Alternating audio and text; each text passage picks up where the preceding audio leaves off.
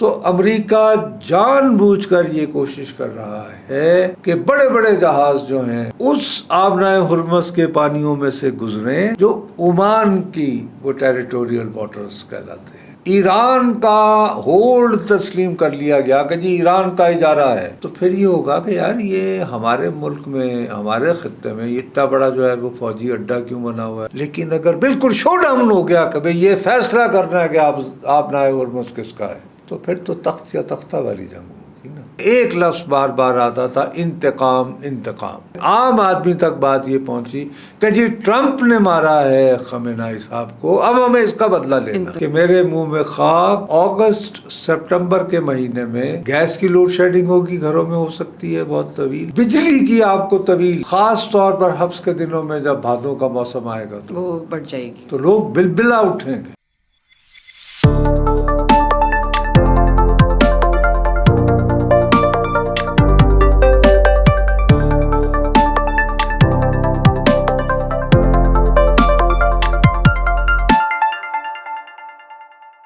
السلام علیکم خواتین و حضرات، وی نیوز کے ساتھ میں ہوں دو ابصار۔ ناظرین، پچھلے کچھ ہفتوں میں ہم نے جب اس پروگرام میں ایران اسرائیل ایشو ڈسکس کیا تھا تو ہمیں لگ رہا تھا چیزیں بہتری کی طرف جا رہی ہیں۔ پاکستان نے بھی بیچ میں ایران یو ایس ٹاکس کو ہوسٹ کیا اور لگ رہا تھا شاید اب میڈیشن اور سیز فائر کی طرف چیزیں چل پڑی ہیں، اور ہوا بھی یہی تھا۔ لیکن پچھلے کچھ دنوں سے پوری دنیا سے یہی خبریں آ رہی ہیں اور لگ رہا ہے کہ شاید سیز فائر اب ختم ہو گیا اور دوبارہ سے جنگ کا آغاز ہو رہا ہے۔ مسئلہ یہ ہے کہ پوری دنیا میں جب ایسی کوئی جنگ ہوتی ہے تو صرف ایک یا دو ممالک نہیں، سب افیکٹ ہوتے ہیں۔ اب دوبارہ سے چیزیں اس طرف جا رہی ہیں اور افسوس کی بات یہ ہے کہ شاید پھر سے ہم دیکھیں گے کہ کانفلکٹ بڑھ جائے گا۔ اس ایپیسوڈ میں نصرت صاحب سے ہم یہی بات کریں گے کہ کیا واقعی جنگ کی ہی صورتحال دوبارہ بن رہی ہے یا پاکستان بیچ میں آ کے دوبارہ سے میڈیشن پر بات کرے گا۔ ہم نے اس پروگرام میں بھی بہت بار یہ بات ڈسکس کی ہے کہ ایران اپنے ٹرمز پر ڈیل کرنا چاہتا ہے کیونکہ وہ یو ایس کو ٹرسٹ نہیں کرتا، اور شاید اب یو ایس کو ٹرسٹ کرنے کی کوئی ان کے پاس وجہ بھی نہیں رہی۔ لیکن اس کی فیوچر کیا ہے اور پوری دنیا پہ کیا امپیکٹ پڑ سکتا ہے، اس پروگرام میں نصرت صاحب سے بات کریں گے اور دیکھیں گے کہ آخر اس بارے میں ان کا کیا کہنا ہے۔ السلام علیکم نصرت صاحب۔ سر، آئی تھنک ایک دو ہفتے کے گیپ کے بعد ایران اسرائیل پر ہماری بات ہو رہی ہے، لیکن سر ہم تو یہی بات کر رہے تھے کہ سیز فائر ہو گیا ہے، ثالثی کی طرف بات آ رہی ہے، پاکستان بھی بیچ میں آیا۔ سر کہیں نہ کہیں ایران کی پر بات صحیح نہیں ثابت ہو گئی کہ یو ایس کو وہ ٹرسٹ نہیں کر سکتا؟ یہ بہت ایک یعنی کمپلیکیٹڈ کوشچن ہے۔ میرا اپنا خیال ہے کہ اس وقت جو حالات ہیں اس میں آپ کسی ایک فریق کو اس کا ذمہ دار نہیں ٹھہرا سکتے۔ یہ ایک پار ٹسل چل رہی ہے، اور اس پار ٹسل پر آنے سے پہلے ہمیں اپنے دیکھنے والوں کو سب سے پہلے یہ بتانا ہوگا، کیونکہ ہمارے ہاں بہت سارے لوگ جو ہیں وہ یہ کہنا شروع ہو گئے یہ کیا ہے، جب سے یہ جنگ شروع ہوئی ہے ہر پاکستانی جو مائک پہ بیٹھتا ہے یا پوڈ کاسٹ وغیرہ کرتا ہے اور سوشل میڈیا پہ ہے اور وہ صحافی ہونے کا دعوے دار ہے، تو اس کو اور کوئی موضوع نہیں ملتا اور وہ ماہر ہو گیا ہے خلیجی جنگ کا۔ تو چھوڑے جی، یہ ہمارا کیا لینا دینا۔ ہمیں یہ سمجھنا چاہیے کہ ہمارا بہت لینا دینا ہے۔ لینا دینا ہی تھا تو ہمارے ہاں یہ پیٹرول کی قیمتیں جہاں لگی، اس کے بعد پھر ہم لوگوں کو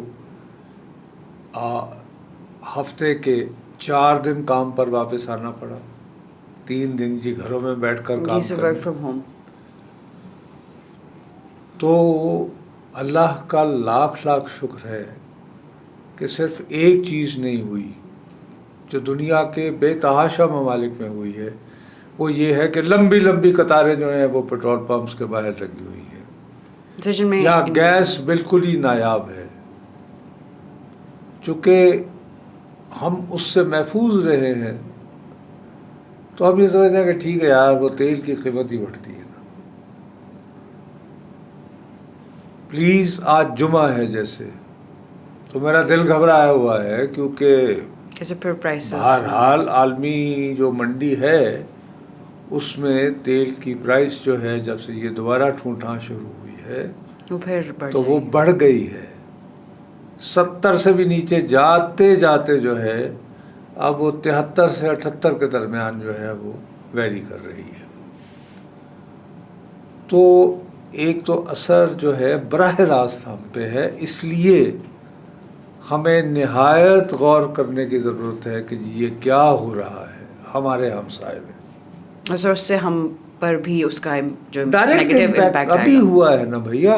اور وہ پازیٹیو امپیکٹ نہیں. دوسری بات، آپ کو امپیکٹ ابھی جب آپ کو بجلی کا بل آئے گا تو اس بجلی کے بل میں جو ایک ہوتا ہے فیول ایڈجسٹمنٹ چارجز، تو مئی کے مہینے میں بجلی بنانے میں جو اضافی خرچہ آیا ہے وہ آپ کے بلوں میں ریفلیکٹ ہوگا.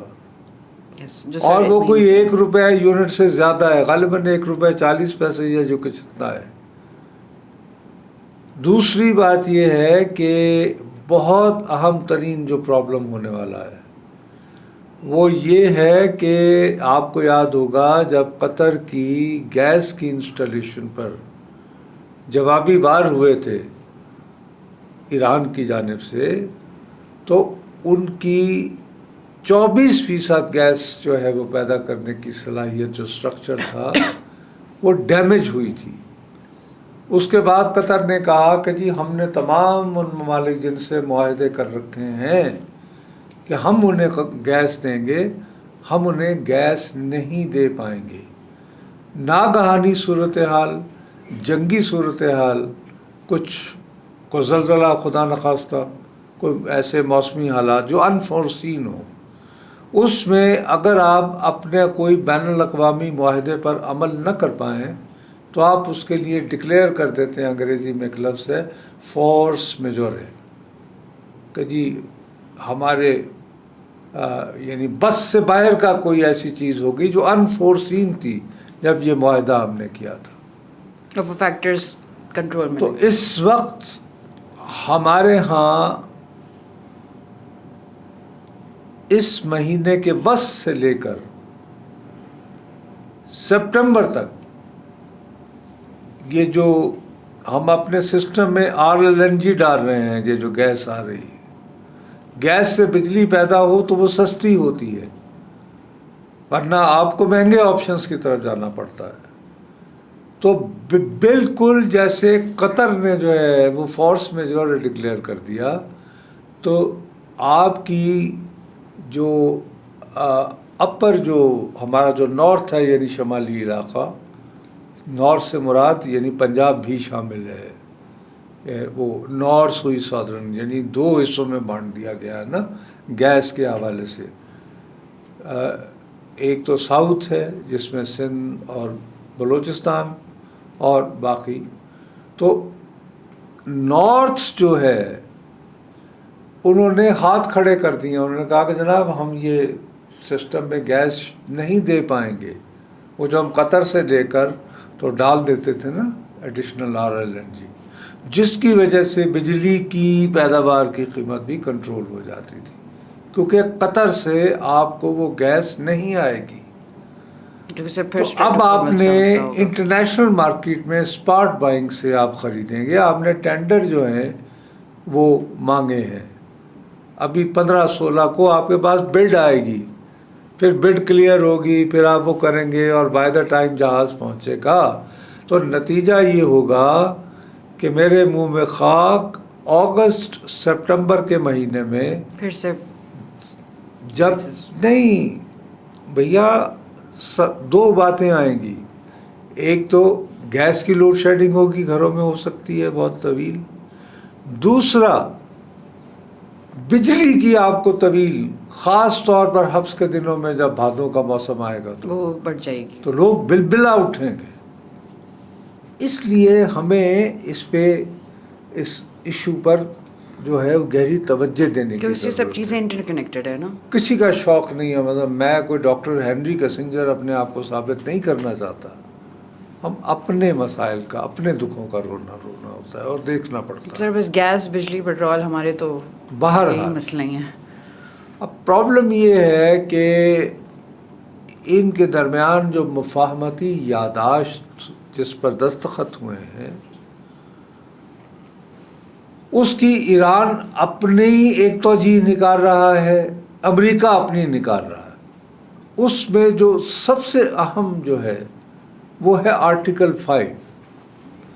ایران کہتا ہے کہ آرٹیکل 5 کے تحت یہ تسلیم کر لیا گیا ہے کہ آبنائے ہرمز پر ہمارا کامل اختیار ہے، ہم 60 دنوں تک اس آبنائے سے گزرنے والی جو تجارت ہے اس سے کوئی فی نہیں لیں گے، لیکن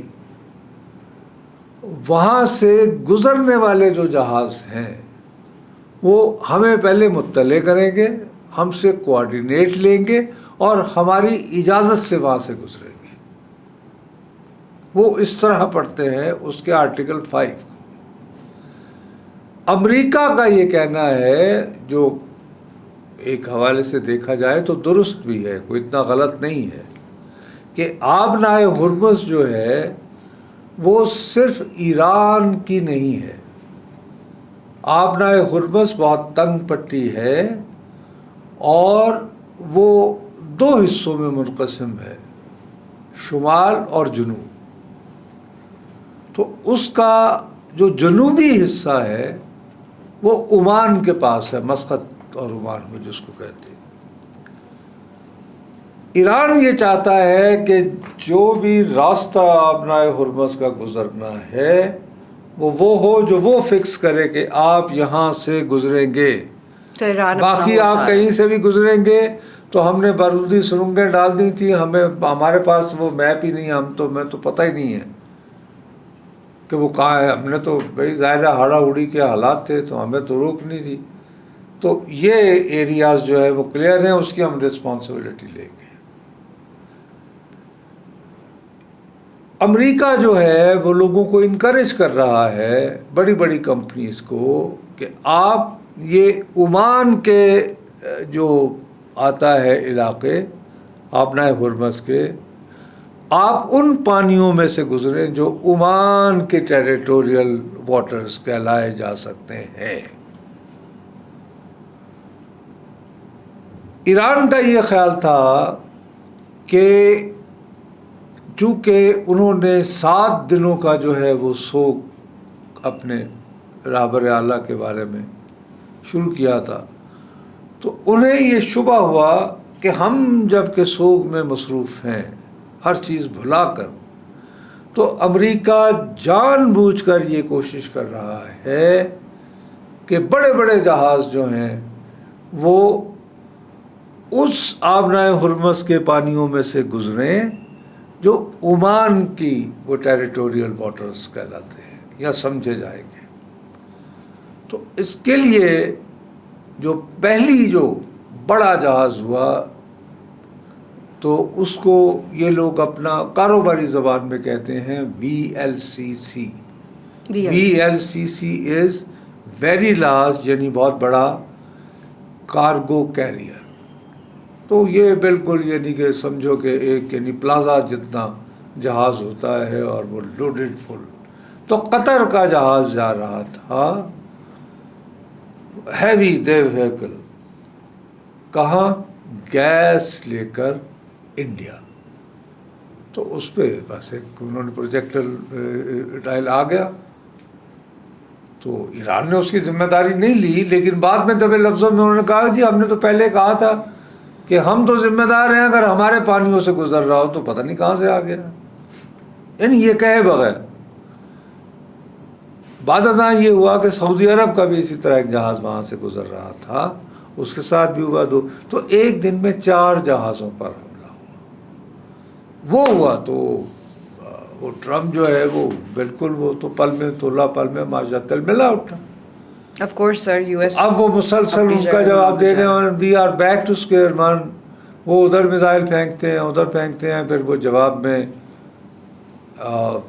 لیکن اس دفعہ وہ بحرین پہ زیادہ توجہ دے رہے ہیں، کویت پہ دے رہے ہیں، اور حتیٰ کہ وہ جارڈن اتنی دور ہے اس پر بھی ایران نے کیا۔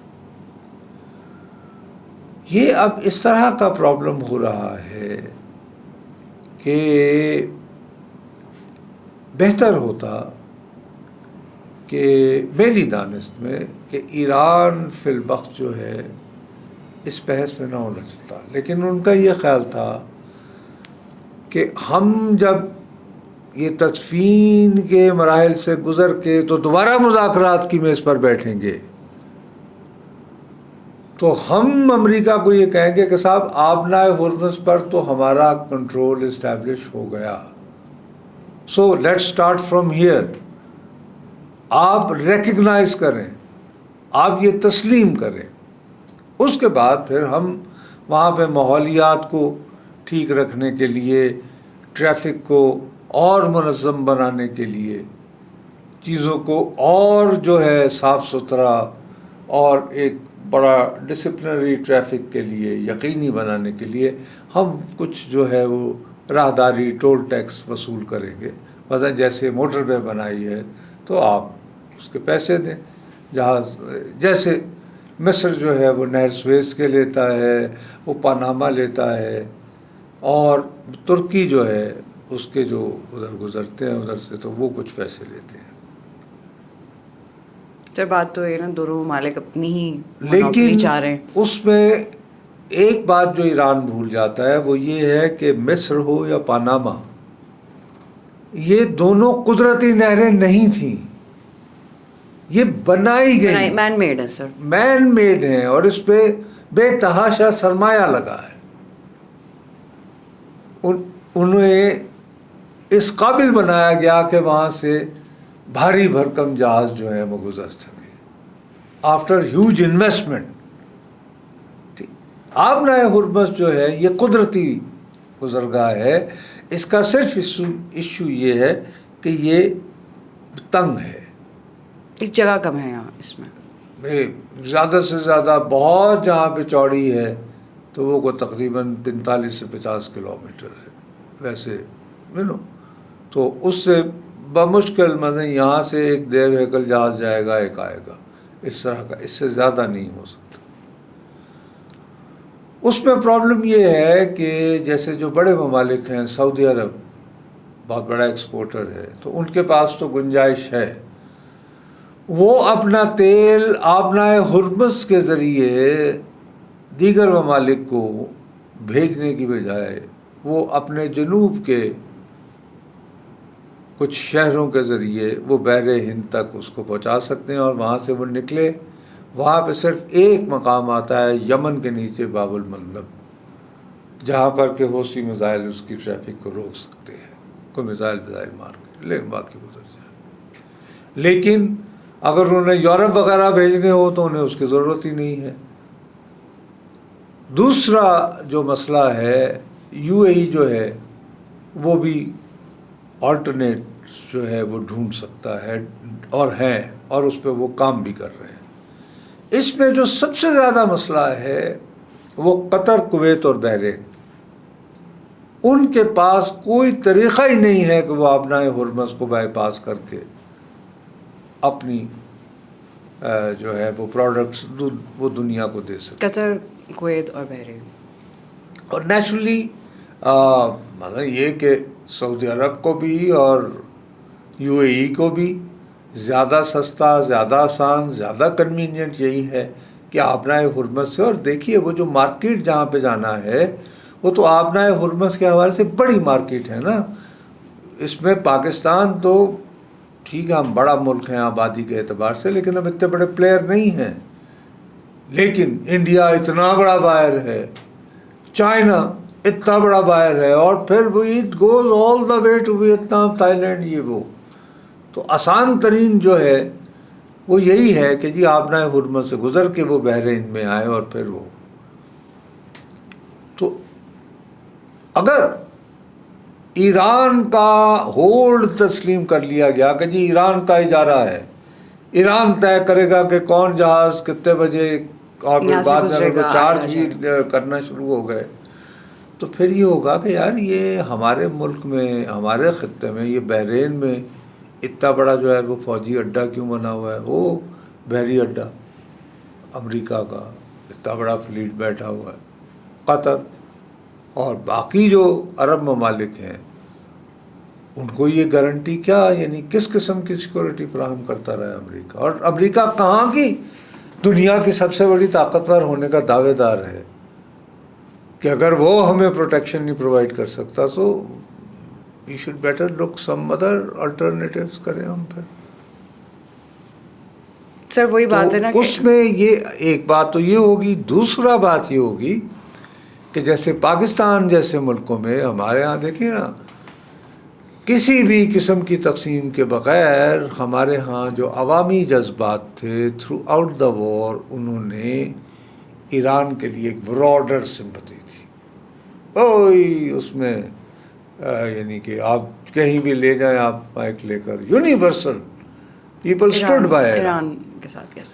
اب جب یہ ہوگا وہ کہیں گے یار دیکھیے اب کچھ نہ کچھ مذاکرات کی آپ بات کرتے رہیں یار، میز پر لڑیں، بحث کریں، یار ہماری زندگی تو عذاب میں نہ ڈالیں نا.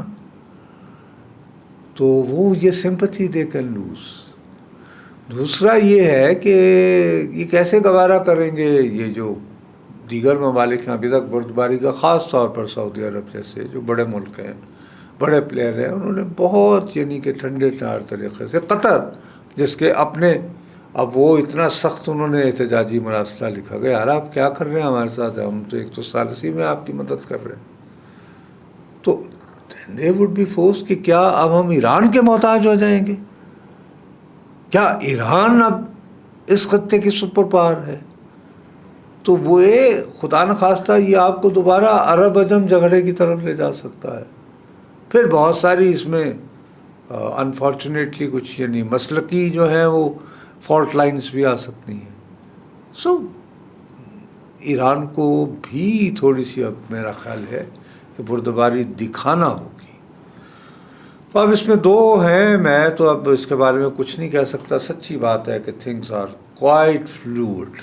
اس وقت اس کے بارے میں آپ کوئی پریڈکشن نہیں کر سکتے. تو کیونکہ پھر سے دیکھا جائے تو ایک سوچ یہ ہے کہ جی جو جذبات تھے کہ جی ہمارے رہبر اعلیٰ آیت اللہ خامنہئی صاحب کو شہید کیا گیا فضائی حملے سے، تو اس میں جو جذبات، غصہ اور نفرت تھی، اس کو 7 دنوں تک جو ہے ان کی رسومات پھیلا کے تو اس کو ایک حوالے سے کتھارسس جیسے کر دیا گیا. تو دین گیٹ بیک ٹو نارمل. لیکن دوسری طرف اسی کی سائڈ یہ ہے کہ یہ جو نماز جنازہ کی جتنی تقاریب ہوئیں اور پھر اس کے بعد ان کے دست خاکی کو پہلے قم لے کر گئے، پھر نجف لے کر گئے، پھر وہ لے کر گئے کربلا، اور پھر اس کو بالآخر مشہد میں دفنایا گیا. تو بتدریج جو ہے اس میں سینٹیمنٹ جو ڈومینیٹ ہوا، اس میں ایک لفظ بار بار آتا تھا، انتقام انتقام.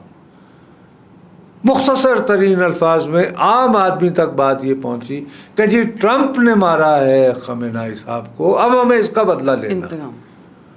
اور دوسری بات یہ کہ سرخ جھنڈے جو ہیں وہ بہت زیادہ مجمع میں نظر آنا شروع ہو گئے، اور سرخ جھنڈا جو ہے وہاں خاص ایران کے ثقافتی پس منظر میں اور مسلکی تناظر میں جب وہ لہرا دیا جائے تو پھر یہ سوگ سے زیادہ اس کا ہوتا ہے کہ بدلہ لیا جائے گا، خون کا بدلہ خون، دیئر فور ریڈ.